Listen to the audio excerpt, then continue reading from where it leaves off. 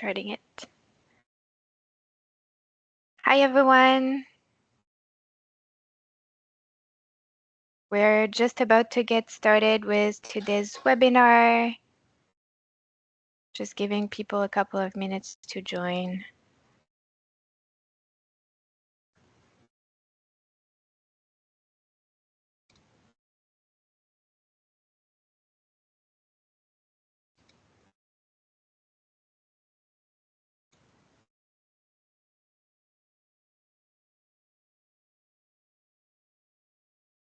Okay. I think we already have a lot of people joining us, so we are going to get started very shortly. I'll start by reminding everyone that this is meant to be interactive sessions. So if you have any questions throughout, you can either put them in the chat or the Q&A, whichever one is working for you, or you can raise your hand and unmute yourself to ask the question directly to our presenters.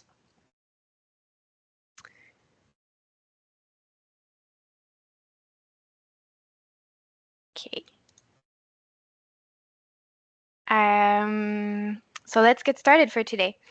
Our topic for today is Advanced Option C MNV, and we're going to talk about hourly data modeling techniques. So this is a subject that is being brought by Craig and Lucas, our presenters today. Let's go to the next slide. Before we get started, I just wanted to give a reminder that the Save on Energy 2025 Energy Management Excellence Awards are coming up very soon. This is next week, September 17. It's not too late to join, so if you want to register, you can sign up using the QR code that is on the screen right now, or I will put the link in the chat in a little bit. Let's change slide. Thank you. So today we have both Craig Cinnamon and Lucas Bourne from Power Takeoff here to speak to us about advanced MNV. So without further ado, I will let them introduce themselves and get started. Yes, thank you very much. Excited to be here and welcome everyone. Looking forward to talking a little bit about hourly MNV using an Option C framework. And yeah, as noted, please feel free to stop us with questions throughout or write them in the chat, and we'll triage as we go because we'd love to have some back and forth through the presentation. Before I introduce myself and Craig, just want to give a quick shout out to Hannah Whipple and Jordanka Mercedes Thayer for their work on helping us with this presentation. They put a lot of legwork in, and we're doing all the talking, but want to make sure they get mentioned. So my name is Lucas. I'm the manager of program EM and V at Power Takeoff. We run some large energy efficiency program offerings throughout the U.S.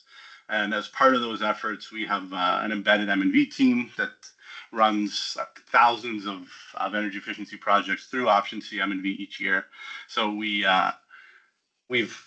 done some fine tuning and some building out of our capabilities to meet those needs.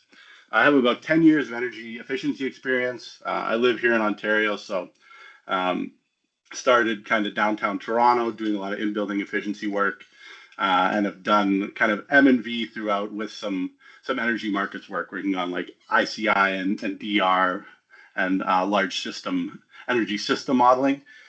So lots of experience with big data, Option C, M&V, and energy efficiency in buildings. Craig, do you want to introduce yourself quickly, and then I'll move on? Thanks, Lucas. Hey, everyone, I'm Craig Cinnamon. I'm the Director of Analytics and Data Management now at Power Takeoff. I've been in the energy business a little over 7 years now, after doing some graduate work in mathematics. And I've spent that time developing energy, like interval data analytics, as well as measurement and verification methodologies. Done a little bit of research in this space and really focused on developing tools for us to work at scale with hourly or daily models. So lots of data scale and lots of project scale, getting those things through efficiently. So yeah, looking forward to talking through kind of our perspective on it today, how we approach it. And again, just really want to echo, we'd love to hear your questions as we go along. So we make sure we're hitting all the things you're most interested in. All right, without further ado, why hourly data? So Through Save on Energy's great training programs, there's been a few sessions on M&V that have touched on option C M&V, or whole facility building modeling, which at its core is using regression modeling to kind of build a counterfactual or a model of building operations and how energy is fluctuating up and down ahead of an energy efficiency project. Once that energy efficiency project is implemented, you can then use that understanding of how the building used energy ahead of it, project it onto the conditions after the project, and then look at the difference between the two to try to isolate the savings from the project you've done, while eliminating all the noise, typically from weather, but we'll look at some other variables that impact energy usage and how to decide which ones are most significant to a facility. In those other webinars and in a lot of traditional option C M&V, typically monthly data is used. So that might come right from the utility bill. It's readily available. Typically, it's been the easiest data to get. But in the last 5 to 10 years, we've been entering a new world where smart meter data, AMI data is becoming more and more prevalent, and we have access to really good, high quality interval data. So why is it better to use that than the monthly bills? Well, there's kind of two paths here. So there's the statistical benefits of having more data for a model, makes it more robust, it makes it more accurate, it makes the results that you're getting easier to trust, and in a lot of cases can actually reduce kind of the minimum savings that you expect in order to still have kind of an accurate read on the savings. So I think the typical suggested savings depth is about 10% to feel confident in the savings. But we find that with daily and even hourly data, 3 to 5% is a very reasonable range to feel really confident in the savings that you're calculating through this option C activities. The other path is simply visual. So with 12 data points, you don't get a really good sense of the building. You don't get a great sense of how the measure is impacting its usage. And you can pick out the savings, but again, you lack a little bit of confidence, and you can't do a whole host of other things that are really benefit from more data. So hourly data can reveal load shapes, occupancy patterns, weather interactions. You can really capture savings from controls, scheduling, and operational improvements. And even beyond just calculating a simple totalized savings value, you can watch for persistence to make sure that the savings is continuing, that the measures are still in place. And it's also critical and necessary for M&V of very granular impacts. So if you're trying to assess load shifting, demand response, peak shaving impact. So hourly data provides a granularity to model what's actually happening. And that helps both from a visual sense and a statistical sense. So, of course, we start with the data. When you move from 12 monthly data points to daily data points to hourly data points, you're now moving from 12 to 365 to even 8,760. It becomes a lot of data, and it's a lot easier to miss anomalies. You can't just visually see them when you pull up the Excel spreadsheet. You might have to do a little bit of digging. AMI data, smart meter data, often comes in 15-minute intervals or hourly, so you'll have to roll that up. You'll want to do quality checks on the data, looking for large swaths of missing data or anomalies. Sometimes you'll have a missing interval that gets stacked into another interval, so you have a zero and a double interval. So you're wanting to make sure that the data is clean and isn't going to kind of set you behind right from the start. Some other constant thorns in the side when using interval data are a few kind of logical ones that end up becoming a major pain. So you want to make sure that you're using the right time zone. You want to make sure that you're accounting for daylight savings transitions properly. And then one that I constantly am coaching on is hour ending versus hour starting, which when you're looking at large savings values isn't as big a deal, but when you start to isolate them smaller and smaller, it can make a big difference, and there's zero consistency around which are used. Weather data, given it's going to be your most common independent variable, so the most common thing that influences energy consumption on a site, typically you'll be pulling in weather data. Luckily, we have a lot of great sources for weather data these days that can give you very similar granularity to your electricity data. Typically, you can get it at an hourly level from private sources and from public sources. You want to make sure that you're using the right weather station. So it's common to just default to an airport because that's where a lot of the government weather stations are. But those can have big differences in temperature and condition as you move away from cities, as you move away from water bodies. So it's important to understand whether the airport's really the right place or you want to use local weather stations, even with an interpolated weather data. Outdoor air temperature is kind of the classic dry bulb outdoor air temperature, but there's tons of weather factors you can use that you can get in that granularity. Humidity and solar radiation, wind speed, all of these things can really help make your model robust.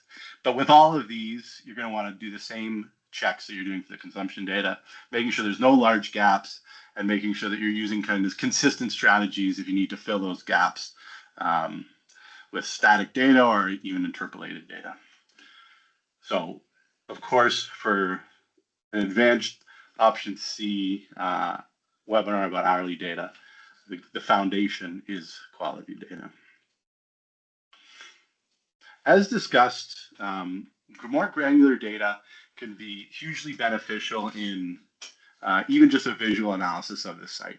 This can be a great place to start for a couple of reasons. A, as we'll see, you can start to understand how building patterns are fluctuating and try to account for them as you're building a statistical model. So rather than having it be kind of a black box, you're giving inputs that make sense to you, and then the outputs make more sense.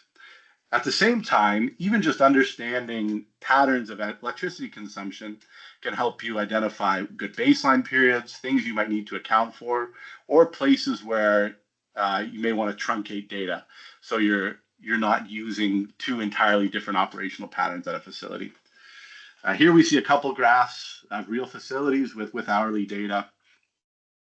You can see that in this first facility, it's fairly consistent. You do see some increased usage between 2024 and 2025 over the summer there. Could have been a hot summer. Again, those are the types of things that you're that type of noise that you're trying to eliminate by creating these regression models. You don't want all of your savings from a 2023 project to get wiped out by a hotter summer. But what you really start to look for is patterns like this. So at this building, you can see that 2020 through to the end of 2022, summer had a pretty high base load. So something was happening either on the weekends or overnight on the weekdays that was keeping electricity consumption really high during the summer. Something happened over the winter of 2022, 2023, maybe an energy efficiency project, maybe just a smart building operator tweaked some settings, but all of a sudden you start to see that base load drop a lot lower through the summer of 2023 and 2024. This may get captured in monthly data. You may see some slight increased usage in this profile, but you would likely just be looking at totalized values and losing a lot of the value of understanding that something significant happened over this winter to change building operation, and maybe you wouldn't want to start blending this differential operation in your baseline as you're looking to kind of select your parameters for your model. Great, thanks, Lucas. Before we move on to the next slide, we already have some questions, so I'll go through some of them that are relevant. I'll keep some for a bit later because I think they might get answered through the presentation. The first one that I see here is, could you guide us on the best way to create this type of visual data to identify issues and savings?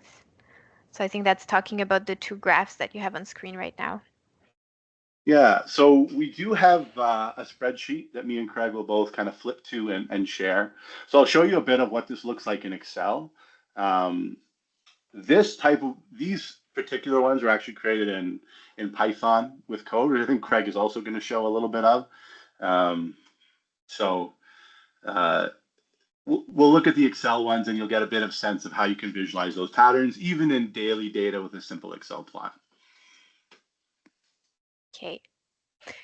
And we have a second question here that that might be answered now. Do you use red screen for the modeling? And if so, does it take into account the daylight savings adjustment? Wondering if you can speak more to that point. I think neither Craig or myself, certainly not myself, have a ton of experience in RetScreen. Familiar enough to know the tool. I'm not confident to say that it has even daily capabilities, let alone hourly capabilities. But I don't know how it handles daylight savings. I think it does have these capabilities from a recent update, but to answer that question, I wouldn't think that it knows automatically to account for daylight savings adjustment to answer the question, because from what I understand, some AMI meters, some smart meters do account for daylight savings and change the timestamp, but a lot of them do not. And so the software wouldn't know how to handle that. It's kind of like has to be done by a person. Yeah. Okay, great. Yeah. Yeah, and then the follow-up question is, what modeling software are you using? Yeah, so we have a few options. Our go-to is actually our in-house software. We use kind of a legacy software, and our new rollout is called Verify. So it can handle all this hourly modeling, and of course is doing all those data checks in the background for you to make things really simple. We also will use Excel from time to time for simpler models, or for models where we need really kind of focused collaboration with third parties, perhaps. And then we use a lot of Python as well when we really need to kind of to dig a little bit deeper and do some funky things with the modeling. Okay, I think we can continue on, and I'll keep a couple of questions for later because I think they will fit better with further portion of the presentation. Perfect, thank you. So as we move on, just take a note that these graphs, which are really pretty and I think very visually easy to understand, are electricity consumption versus time. So they're a time series graph of electricity consumption. You can also have different axes beyond time. So when you're doing this exploratory analysis, there's a lot of power in understanding correlation between variables. A lot of times, because you're modeling electricity usage at the facility, you'll want to be looking for correlations between your electricity usage and other variables that you think might be relevant to electricity consumption on the site. We talked about temperature. So temperature, obviously HVAC systems are responding to heating and cooling loads. They're huge drivers of electricity consumption at facilities, and they typically correlate closely with electricity consumption. In this graph on the bottom here, you can see we kind of have two distinct patterns, but both with a very similar line of best fit. Likely you're looking at weekend versus weekday operational patterns, where even if the weekend has a good setback, that might mean that it's still using more electricity the higher the temperature is, but it's just not working as hard because it's not trying to achieve the same internal temperatures. But here you can see a very clear positive linear correlation between the temperature, apologies for the Fahrenheit here, against usage. So that's kind of a great green flag that we're probably going to want to use temperature as a variable in our model. On this graph in the top right, we were lucky enough to get some production data here. So maybe an industrial factory producing certain kind of widgets. You would expect naturally that their usage would fluctuate with the amount of widgets they're creating. You can see here, this one's not quite as tight as temperature. So there's a lot of variance. Who knows what maybe we don't know what they're producing day to day. Maybe production's only part of site activities. Maybe we only have insight into one production line and there's multiple on the site. But regardless, you can see clearly that there's a line of best fit and a clear positive correlation between the amount they're producing and the amount of usage. So in this case, you'd probably want to take that production data into account. Again, that's the visual analysis. We will go into, and Craig will go into more depth about when you start building the model with that data, beyond just kind of this quick visual check, what's really telling you that they're positively correlated and that it is good for the model. So I'll flip to the Excel sheet here, and I'll start with just a simple basic regression with HDD and CDD. That model spec, and apologies for the math, but you're basically looking at kind of electricity consumption equals like your intercept, your y equals mx plus b, your c being the intercept, or what you expect to use kind of all the time, regardless of those independent variables. And then here you have kind of two mx's. So your coefficient times your variable.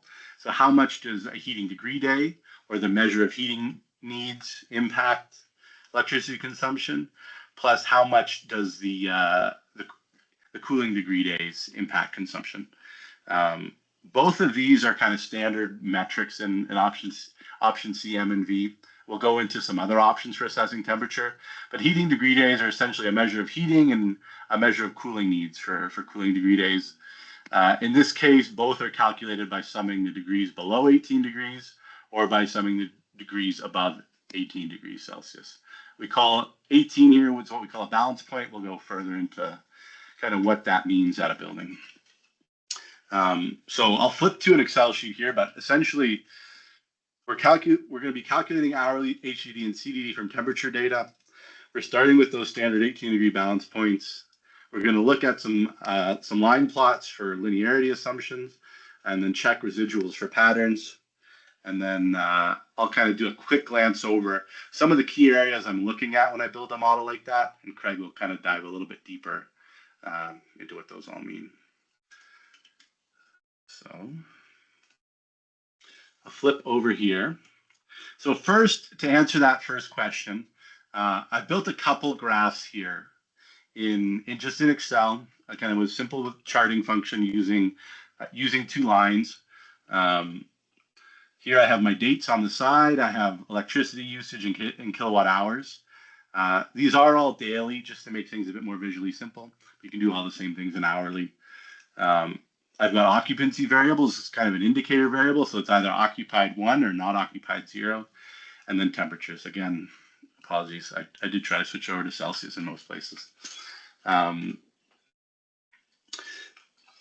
So I built this graph again with the Excel charting function. Here we have temperature in that dark green line and usage in that dark blue line. What you're going to see here is that this is kind of an interesting pattern. So you're going to look at this, and in maybe a standard temperature versus usage chart, you'd expect, like we saw in those other graphs we were assessing, you'd expect to see that as temperatures increase, you have an increase in usage. So you kind of expect a form like that for temperature and a form like that for electricity. But it gets complicated with some buildings. And so here we actually have lower temperatures through the winter period, and we have higher usage. Then suddenly we get to the summer.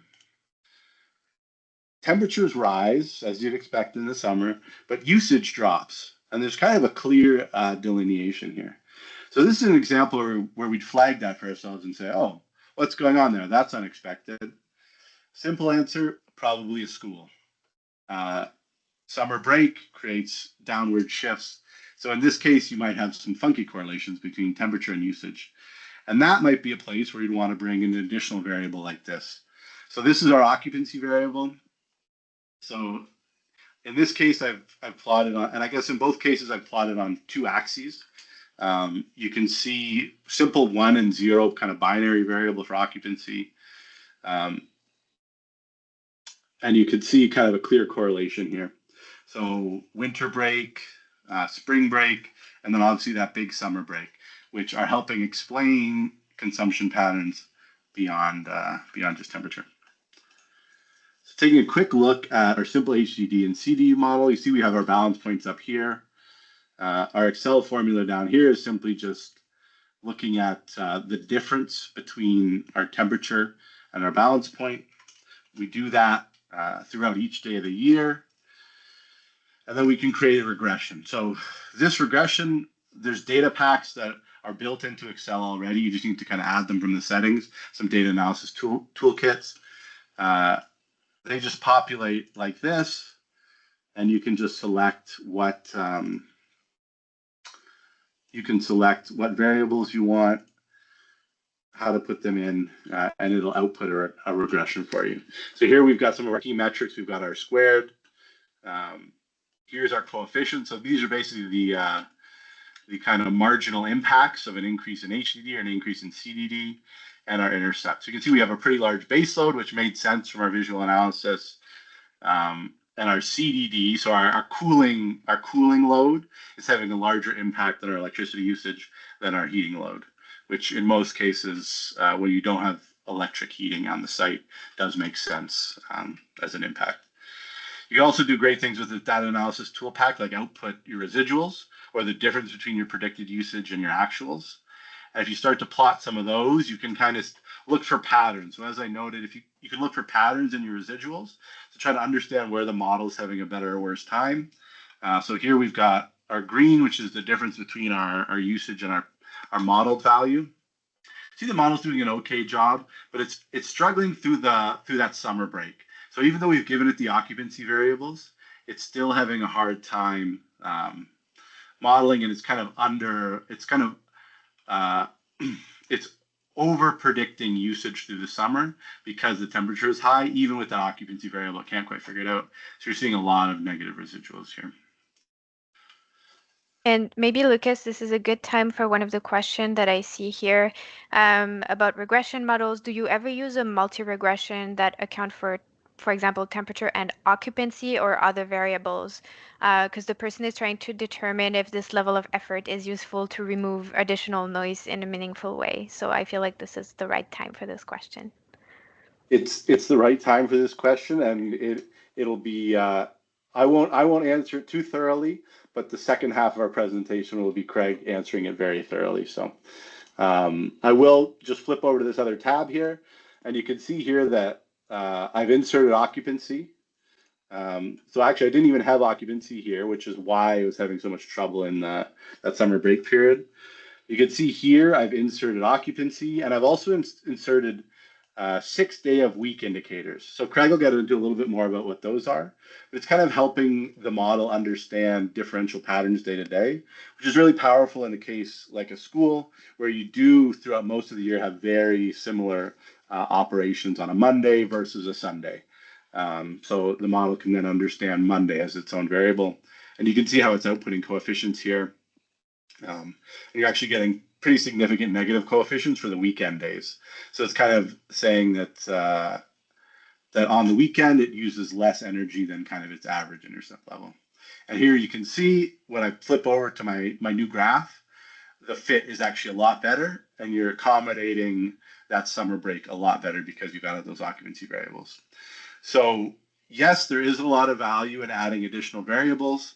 There's some creative types of variables you can use if you don't have great data from the site, and it will really help improve your model fitness. And I'll throw it to Craig now with a quick screen share switch to help you understand a bit both kind of visually and statistically what you're looking for when you're making those choices. Awesome. Thank you so much, Lucas. So we saw in that oh, excuse me, kids are back to school and I'm getting sick. Cool. We saw in Excel there that we have a bunch of the fit metrics. Those get spit out by the regression solver. Things like your adjusted R-squared. You'll have to calculate your own CVR-MSE.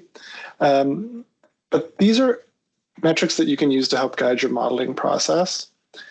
We've included here some kind of industry standard thresholds, but I want to stress that we don't have to do exactly what these industry standard thresholds say. It's really about having a good agreement with all of the stakeholders who are involved in the project about how much uncertainty is acceptable, how good does the model have to be. And we're not going to really doing anybody a service if we try to stay extremely rigorous for to prove all of these savings. Our goal is to make sure we're saving energy, not to necessarily not let projects receive funding for their savings. Let's just try to do something reasonable. There's a great question here about R-squared. noticing a difference in R squared using daily versus monthly data. So we can think of R squared, it's the proportion of the variance that you're explaining. So when you go from monthly to daily data, you're increasing the amount of variance because there's variance through the week. If you go to hourly data, now you have variance throughout the day. So there's more variance happening that you have to explain. So when you go from monthly to daily data, you have to start accounting for the other factors that are driving that additional variance. So you might need to say, like, if you have a daily model, okay, every day of the week is going to have a different pattern, or the weekends versus the weekdays. And I think those things can help you influence the R squared. I think the thing here is it really depends. If you have the ability to explain the additional variance that comes from higher granularity, then you can do that and you'll get a good model. If you don't, because within each day the hours are very unpredictable, but at the daily level it is predictable, or at the monthly level it is predictable, then having a more coarse data granularity is appropriate. So it really just depends on what you can explain and what you have to aggregate out. Working at the monthly level, in my experience, has been much more challenging because you just don't have a lot of insight into the different drivers. Additional fit metrics you see once you start calculating savings are fractional savings uncertainties. So the amount of savings as a proportion of the uncertainty in the savings. Typically, we want that to be less than 50%, but I've seen larger. Normalized mean bias error. We basically want this to be extremely small. My math background requires me to inform you that if you are fitting a linear regression model, the normalized mean bias error is equal to 0. Mathematically, must be literally 0. In practice, you get like rounding errors, floating point arithmetic, and you get something 10 to the minus 32 or something extremely small. If this number is not extremely small and you're doing linear regression, something very strange has happened, and you should consult a statistician immediately or try to figure out what has happened. I've never ever seen that. So yeah, usually that's just a rubber, what is it? Rubber stamp? A rubber stamp. In addition to looking at the coefficients, you want to understand that the regression model is a model of a physical system, and it has to be reasonable. Right? We're building an applied science model.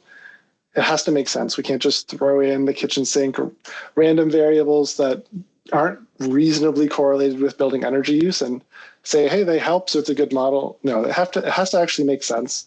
And we can get into looking at specifics of the individual variables. We can look at p-values and t-statistics and the coefficient values to try and understand that a little bit. And maybe in the interest of time, I'll keep going here. We'll look back at that Excel in a little bit. There was a question as well about this choice of balance points, and do you ever pick a different balance point?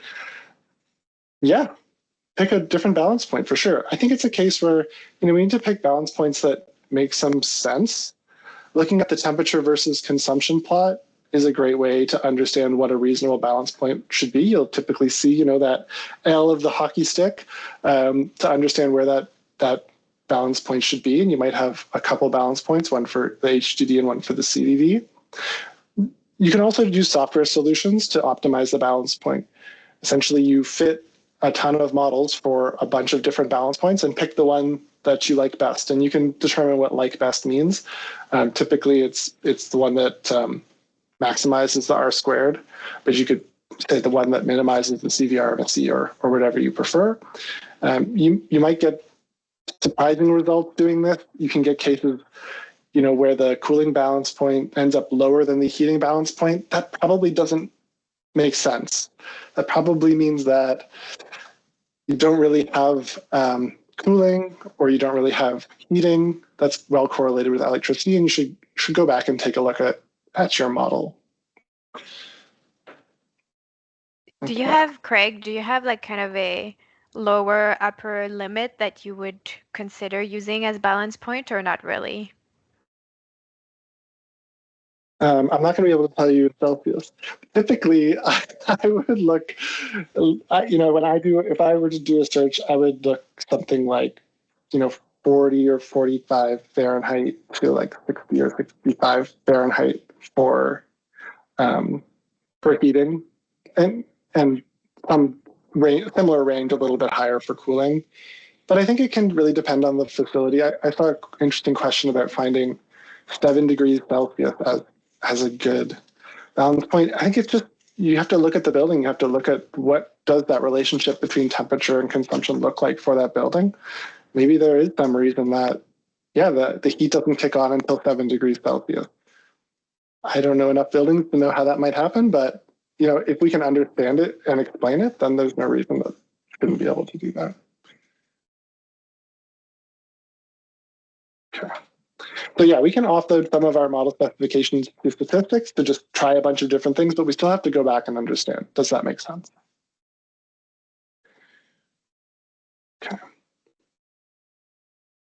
Since weather is often the key driver, especially in commercial buildings, which is where a lot of my experience is, I want to focus in on what you can do as you have more weather granularity. So when you move into daily or hourly data, you have a lot more data points, and the relationship between temperature and consumption can be a little more complicated than just a linear relationship with HDD, a linear relationship with CDD.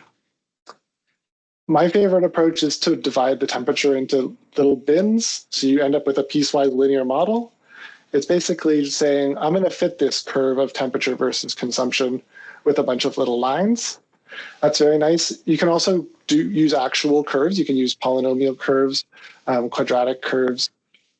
In my experience, you have to be a little bit careful with that kind of thing because anytime you're squaring a number, it can get really big, really fast at the edges of the limits of where you're using it, and can sometimes produce extreme predictions. So and also to me, I don't understand how that works physically. Is there a physical system that really has a quadratic relationship with the temperature? Maybe, but my understanding is that these things are typically linear. So I like a linear model. You can do others of course, depending on the facility and how the equipment's really working. I really like the top right chart as well, where you kind of see as the temperature gets lower, the energy consumption gets higher and higher, but once it gets really cold, it kind of flattens out. Right? The system's maxed out. It can't just keep using more and more energy. It's just running at the maximum. So it makes sense to have, at the bottom range, maybe just there's a flatter relationship between temperature and consumption.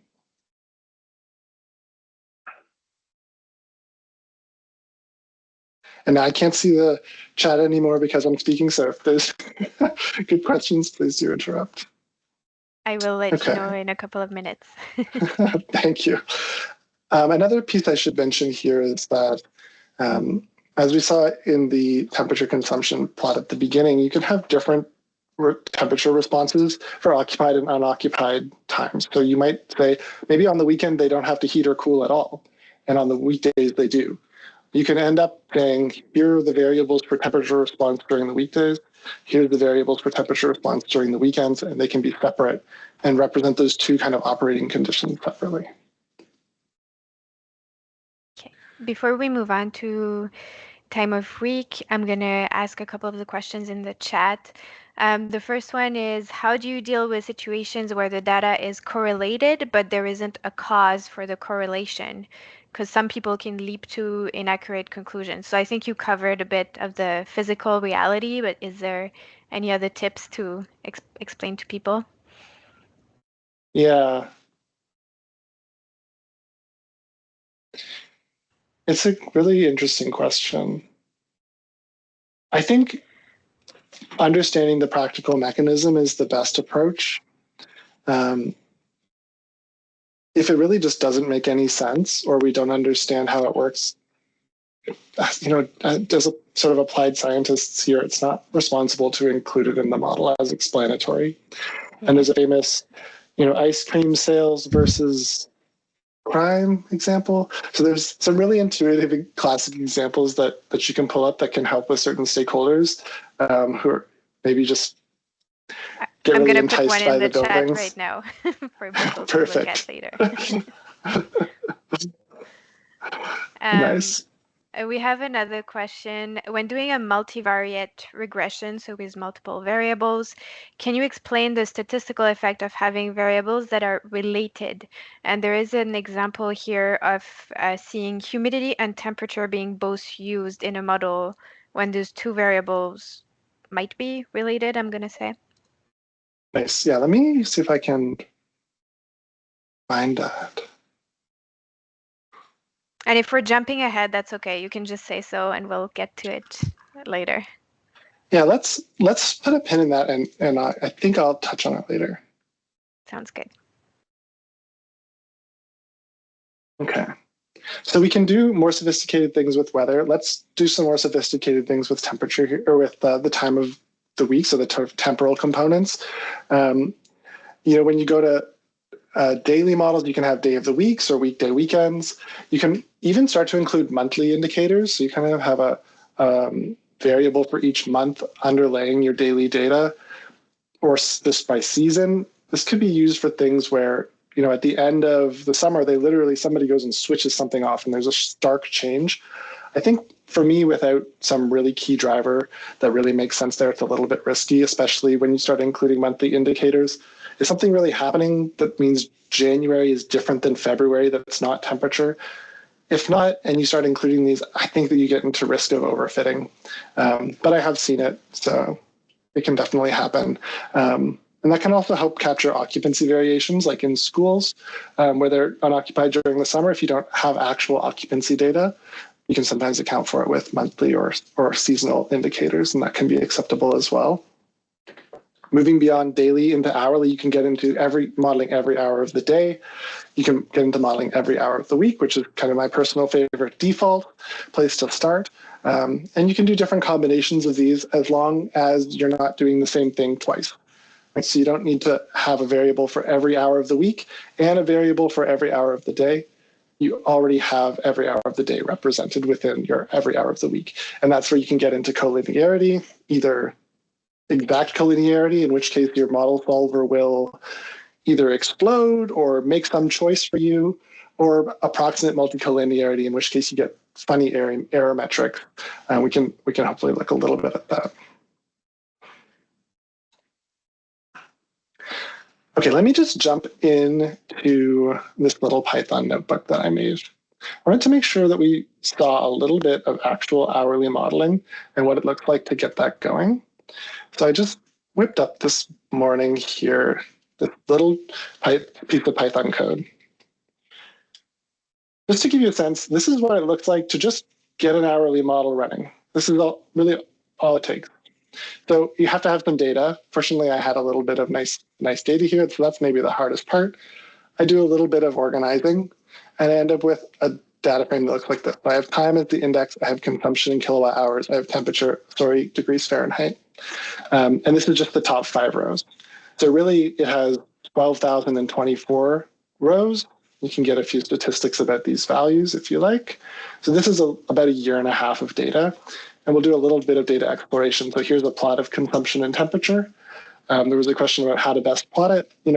I love using Python. This is just matplotlib. There's other libraries that are nice to use as well. And we can kind of see these variations. So, okay, in the winter, the consumption's lower. In the summer, the consumption's higher. So it looks like this site has electric cooling, not really electric heating. And we definitely see something happened here around November 2024. Probably Power Takeoff implemented a really awesome energy saving measure here, because the pattern's looking a little bit different there compared to the previous year.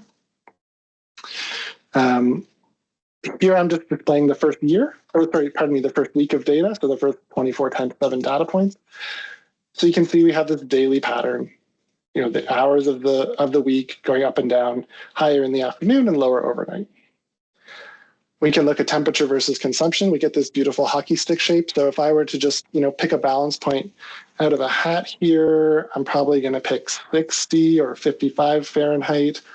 And again, we see here, it really doesn't look like there's much increase in consumption as it gets colder. So there you probably don't have electric heat, which is very common in Ontario for sure.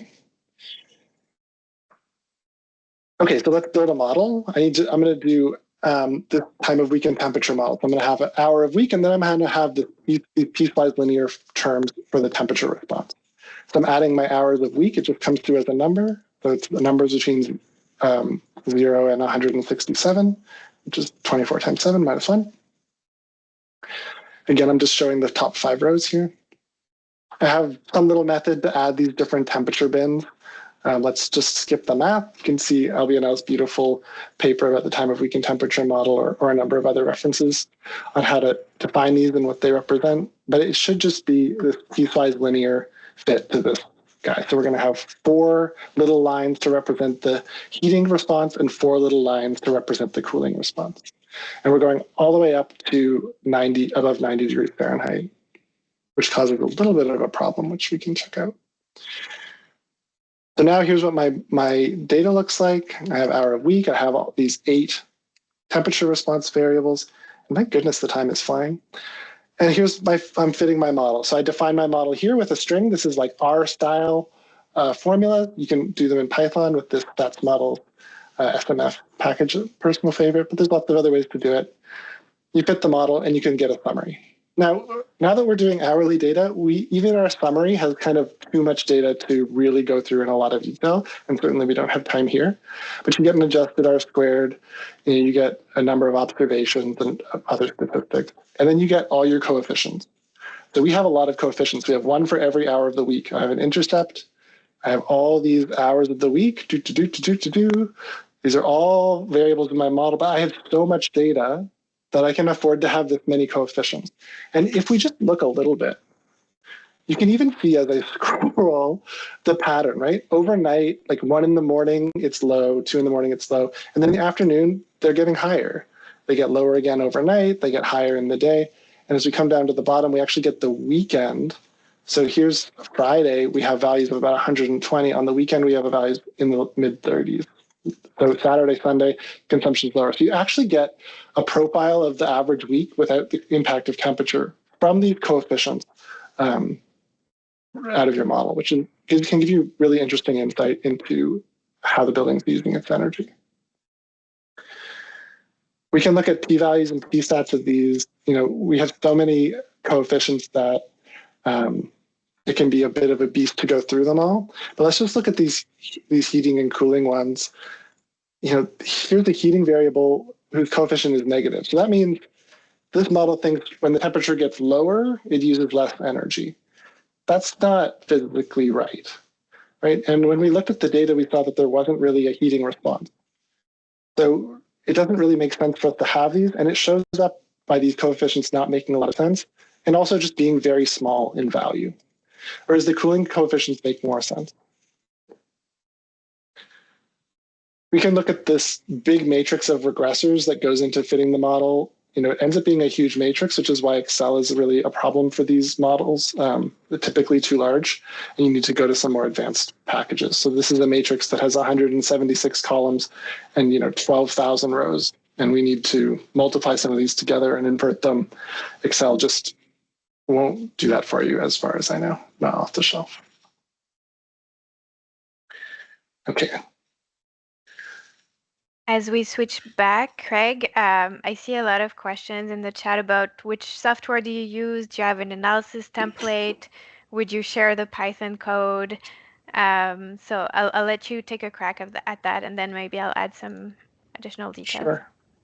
Sure. Yeah, we use Python. We've done some R, but we use Python. The real tools we use internally, we definitely can't share. But this small notebook, other than the data, there's no reason we can't share. Yeah, I think there's maybe a mechanism for people who are further interested to connect with us. Yeah. So we're definitely open to that as well.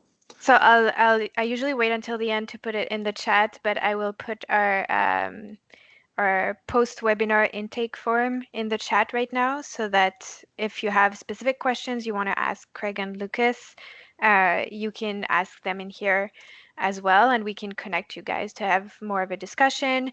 And then if there's a lot of interest in an actual tool for this, feel free to also include that in the form. This may be something that we can develop in the future through this, through Save on Energy. Okay, so I'm going to pick and choose a couple last things to talk about here. It's always that fear, like I don't have enough content, and then there's always too much. There's so much interesting stuff to say. I just want to talk, there's a nice example here.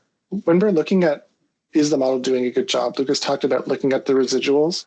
And here's an example where on the right, we have the residuals plotted against time. So this is the difference between our actuals and our predicted. And we can look and see, where is it doing a good job?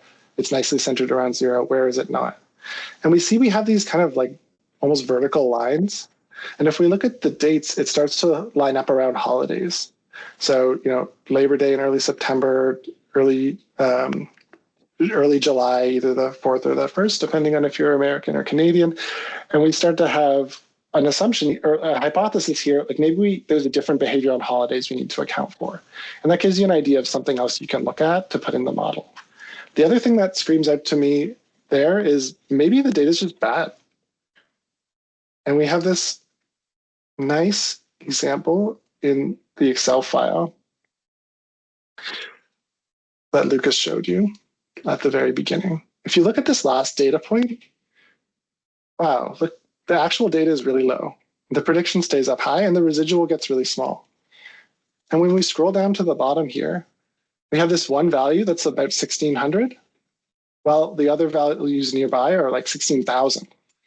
Maybe it's a typo, maybe it's a meter read, I don't know, but that's definitely an outlier. There wasn't something that happened at the building unless we call them up and find out. But either way, that data doesn't make sense with the rest of our data. And in my opinion, we should just remove it. We have so much data that it's not a big deal to remove one data point or a week of data points, or sometimes even more, especially if you have a good justification from the site.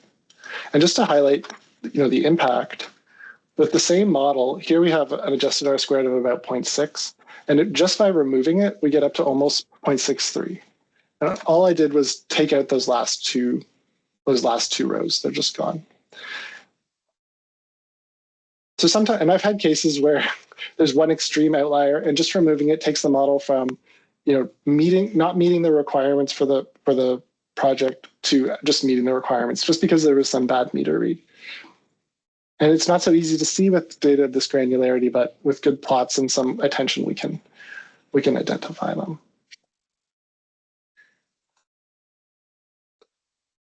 I guess with that, I should pass it back, Lucas, to you to wrap up.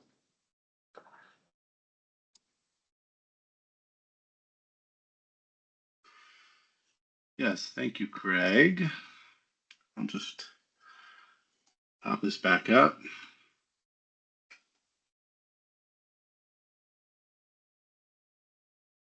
Sorry for this.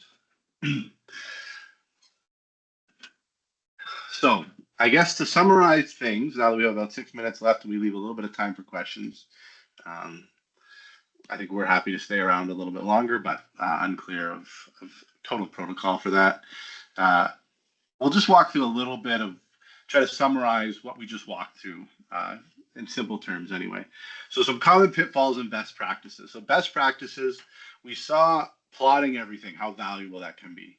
So using that additional data, not only for kind of statistical power, but for kind of visual power, for being able to kind of use the human eye to understand patterns and look for issues. Documenting all modeling decisions. So I think it's key for stakeholders, party or who care about the savings values, to understand why decisions have been made and why they were undertaken. So there's transparency across the process, which is core tenet of M&V. Add new variables only when it makes sense. So if you have a good enough model, a simple model can be best. But if you think that there's strong value, and there appears to be strong value both kind of visually, statistically, logically, in adding new ones, go for it. And then make sure to review the model fit across different periods. So some of those residual analyses, looking at those holiday periods like Craig was showing, understanding summer breaks, you can really see where the model's succeeding and where it's failing and understand it better so you can feel more confident in your savings value or improve it if needed. Avoid some common mistakes. As discussed earlier on, it can be a mistake to use airport weather for urban buildings. Sometimes you'll have airports by rivers outside of cities when the buildings themselves are kind of deep lodged in an urban kind of heat lock. So sometimes it makes a lot more sense and can make a significant difference on your model to choose the right weather source. Make sure that you're looking for data quality and don't ignore those daylight savings transitions or those hour ending, hour starting nuances. Avoid overfitting the model. So as Craig said, don't use the same variable twice if it's explaining the same thing. And make sure that any variables that you use in the baseline model, so you could be doing some of your M&V ahead of an actual energy efficiency project, make sure that any data that you're using to create a good model in the baseline period is available in the reporting period as well. Quick summary of the workflow. You want to do data cleanup, make sure data quality is good, do some exploratory analysis with some scatter plots and some matrices. Start with a very simple base model and see how that works for the project. Do some balance point optimization to make sure that either visually or through kind of a more statistically based approach, you are understanding your best balance point for HDD and CDD. Try some different variables. We love those time of week variables. If you have access to occupancy variables or production data, those will often create really good model fit and are often necessary for good models. And then model validation. So you're looking at those fitness metrics, those residual analysis, and then alongside an uncertainty analysis in the end when you do start to have those savings values that you want to make sure make sense. Along the way, use both statistics and your knowledge of the change in facility and a little bit of logic blended in there to guide each step. So yeah, hourly modeling. It can help capture those patterns through visual analysis and through statistical analysis, and lets you create better savings accuracy. It's critical in a world where we're increasingly trying to isolate impacts during peak times on grid. We've seen supply in Ontario increase significantly this year, and peak shaving is only going to become more important as we continue to electrify. So it's getting increasingly important to do M&V at a granular scale. As discussed in the previous slides, you always want quality data. Let statistics guide your modeling. Your physical understanding trumps statistics. And the goal is an accurate, defensible savings estimate, not the most complex model. All right, thanks so much for listening. I imagine we have some more questions, so we'll stick around and answer as many as we can. Yeah, thanks for the presentation. Lots of great information in there. I'll wait to see if there's more questions in the chat as I move through the final slides. And then there's a couple in bank that we can go through. So just as I mentioned a bit earlier, if you have additional questions, you can ask them using the link. I'm putting all the links on this slide in the chat right now. If you are interested in future events, you can either sign up for a monthly bulletin or go see the live training calendar that we have. And just confirming that this webinar was recorded, will be available on the training and support webpage along with all the other materials that get recorded through this. And then if we move on, this is the same post-webinar intake form. Let's go to the next one. Final little warning for everyone. You may receive an email asking you to answer a survey. If you really enjoyed or Even if you have some feedback on this webinar, please do take the survey. It helps us provide you with information that stays relevant for you. It's a completely confidential survey. It takes 5 minutes to answer. You just have to make sure that you see it comes from the email indicated here, surveyinfo@forumresearch.com. So that is not a spam. With that, I think we are at time. If people want to stay, I think there were a couple more questions. Lucas and Craig, I don't know if you have time to maybe go through the uncertainty a little bit, because I see we had a question earlier on the operational savings often being low and how to justify savings with a model that can have an error margin within the range of the model error. Do you have thoughts, Lucas, or do you want me to riff? You riff. Yeah, it's a really good question. I think always the question of how do you justify is how do you come to an agreement with your stakeholders? And so it's kind of a cop-out answer to saying, you need to work that out with the people that you're working with. In our experience, we've gotten down to about 3% savings. But when the savings are smaller than that, typically we're not able to distinguish them from the noise in our models with the requirements that we have had for our programs. So I don't have a great answer for that. I think when we start to talk about smaller savings, we often get into population methods where you need to have a lot more samples and then do some aggregation. That's kind of how I think about it. Not the most satisfactory answer, unfortunately. Sounds good. There's always an it depends response with MNV. There is one last question I see here. Does the time of week and temperature model meet IPMVP requirements? So short answer, yes. Long answer, IPMVP doesn't have sort of strict requirements. I guess David Jump keeps saying it's an adherence document, not a compliance document. I don't know exactly what that means, but yeah, if you use IPMVP and follow the other recommendations of the IPMVP time of week and temperature model, is definitely acceptable in that space. Yeah, but it's not like I'm using time of week and temperature. I don't have to think about anything else. There's still a lot of other components of IPMVP that are critical. Mm-hmm. And I see one last question in the Q&A. For modeling using monthly data, if we use the data with actual metering start and end date, it does not create a good R-square, but if we use calendarized, then we get a good R-square. Have you seen that before? I haven't personally.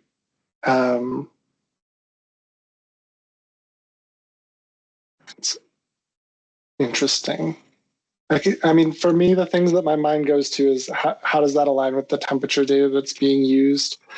Are the start and end billing periods, are they the same length, or are you having different lengths?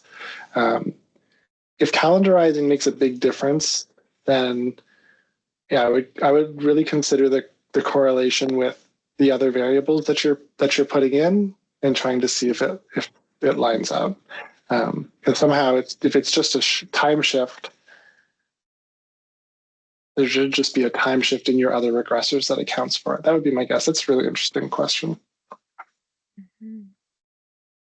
Okay, I think that's all the questions we had for today. If you have additional questions, again, feel free to send them through the link.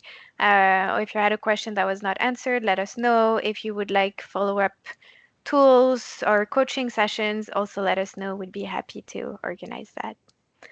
With that, thank you everyone for attending this session. Thanks, Craig and Lucas, for a great presentation. Thank you all so much. Bye.